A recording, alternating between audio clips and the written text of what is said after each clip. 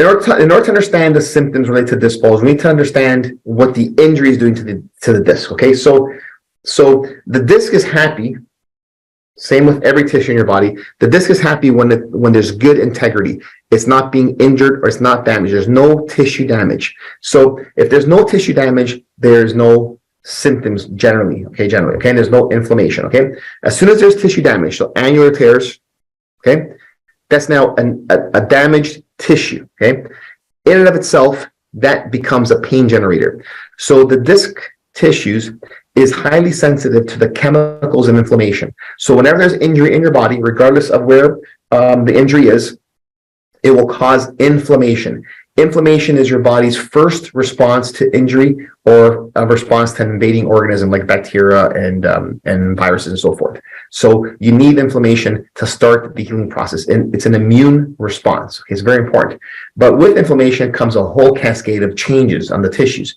There's chemical mediators that are actually released that are noxious. So they're normally not released by the cells until there's an injury, right? So they're noxious irritators, irritating chemicals. So these annular fibers are highly sensitive to those chemical irritants, right? And they're inflammatory mediators. Okay, they're called. So now those mediators will stimulate nociceptors, which are receptors that pick up tissue injury and chemicals from tissue injury. That's going to now trigger a response in your brain about an injury, and you now begin to experience pain associated with that. That's why pain is one of the cardinal signs of inflammation, okay? And everyone's ability to relate to that pain and the injury is different, okay? So we're not going to get into that today as a discussion. So there's chemical mediators, inflammation mediators, and that's going to trigger a pain response. Right? So that in and of itself, that injured disc will actually be painful in and of itself, okay? Now, on top of that, so it's going to be pain associated with that. So that'll be local back pain as an example. Now, let's say that there's spinal distortions, okay? Subluxations, misalignments. Over time, it caused that inflammation to build up, okay? So this is going to be a build-up process, all right? So the problem's been there from before, but now it's building up.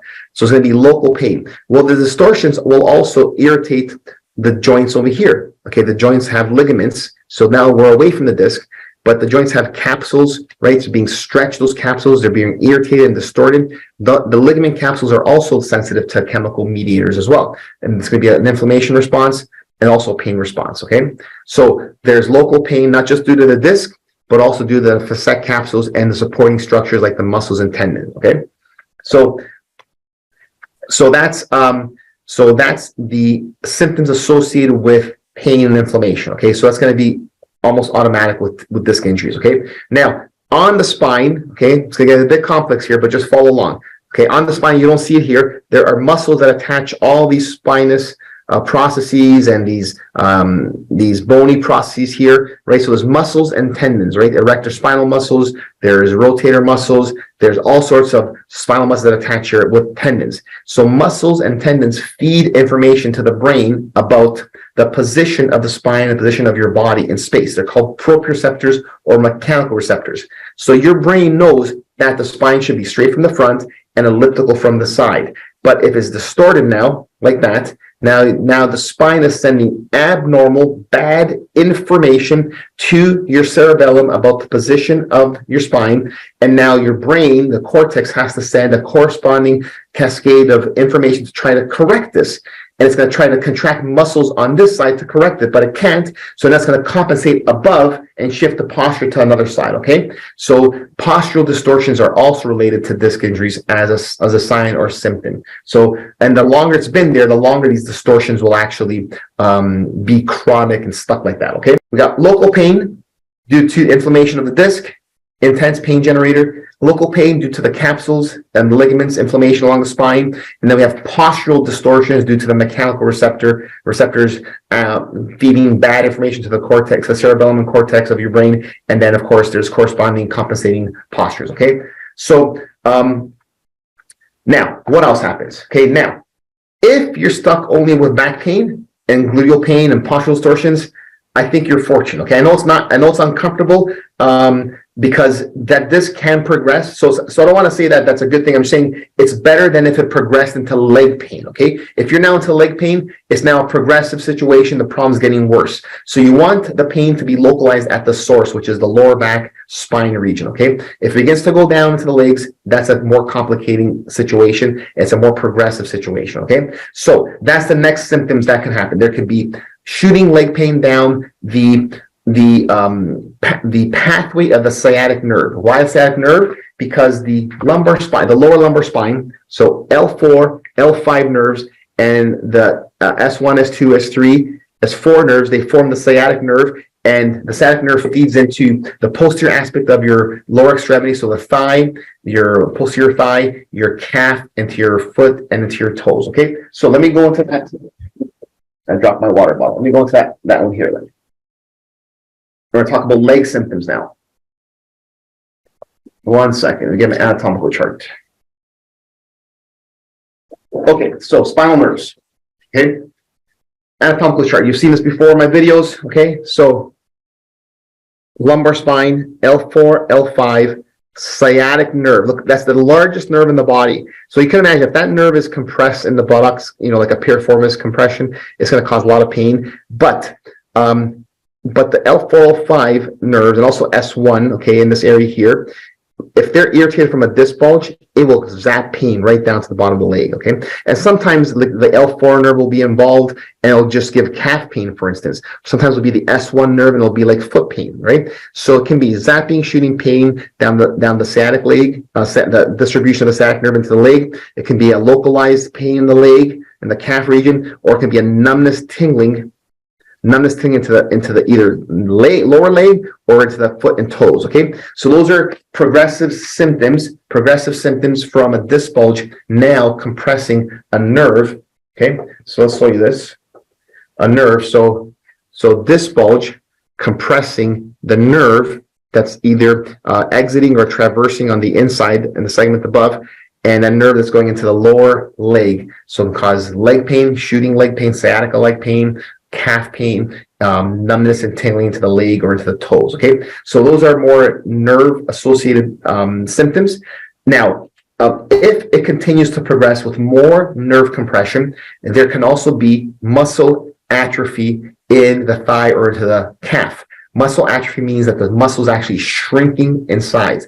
That's not good. So it can be muscle weakness, which is not atrophy, but muscle weakness. And we test that through like toe walking, heel walking, and other tests that we do. But atrophy means that there's more advanced neurologic compromise, okay? To the point that maybe a neurosurgeon may have to be consulted at that point. And then we talked about weakness as well, okay? And if there's loss of reflexes, again, another problem. So loss of lower extremity reflexes, patellar kick reflex, or the Achilles foot reflex, okay? So those are things that we don't want to see happen, okay? So, but even with those situations, we can still manage this conservatively. I'll talk about treatment as we go on later on, okay? So there's one more segment of the symptomatology I want to talk about, which is when you need surgery. We'll talk about that in a moment. Okay, so in the symptom category. Okay, so we talked about the local disc injury pain. We talked about the spinal distortion pain. We talked about the nerve distal pain and the muscle atrophy and muscle weakness. And we talked about the postural distortions. Talk about that as well. So what about things like neurologic compromise? So we always tell our patients about the red flags for low back pain or disc injury. Okay, red flags. So red flags are that if you have these symptoms, you have to go to the ER emergency room immediately and tell them about these symptoms, and it may require an immediate surgical procedure to decompress that spinal area. Okay, so these are Cauda style symptoms. So if within 24 hours, so you have a known disc injury or back injury, and if within 24 hours you are unable to empty your bladder, so your bladder is distended, you have to go to the bathroom to urinate, you feel the urge to want to do it, but you're unable to physically do it, so that is an urgent emergency situation. You have to go to the ER for that. I can tell you it's very rare. I have never seen it in my career. I've seen people have urinary problems but never that type of bladder problem. But you need to be aware that if there's any urinary changes, stream changes, inability to go fully or at all, ER visit, okay? If you cannot have a bowel movement. Now, so sometimes people may be constipated because of the medication they're taking, but let's say that your pattern's been normal all of a sudden, and then all of a sudden you can't have bowel movements for several days, for instance, and then start getting some urinary issues going on, ER as well, okay? And then if there's saddle paresthesia. So what does saddle paresthesia mean? Okay. So saddle paresthesia. So here's the posterior part of the body. Okay, here's lumbar spine. Here is the sacrum. Okay, so the saddle area, imagine sitting on a horse. This would be the saddle area, right? So you're sitting on a horse. So if there's numbness in the anus area, when you're wiping, when you go to the bathroom, or in the inner thighs, those sacral nerves go to that area. So you have to imagine the amount of damage that would have to happen inside the L5S1 disc or L4L5 disc to compress the nerves inside the cauda equina all the way deep inside the spinal canal to affect the nerves that goes to the bladder, bowel, and saddle area. That's a serious, serious problem. So that would be another indication for a surgical consult at the ER, not with the doctor, right at the ER, okay? So those are red flags. And of course, like serious muscle weakness where your muscles are giving out, shooting pain down both legs, things that are very unusual. That's an ER visit, okay? All right.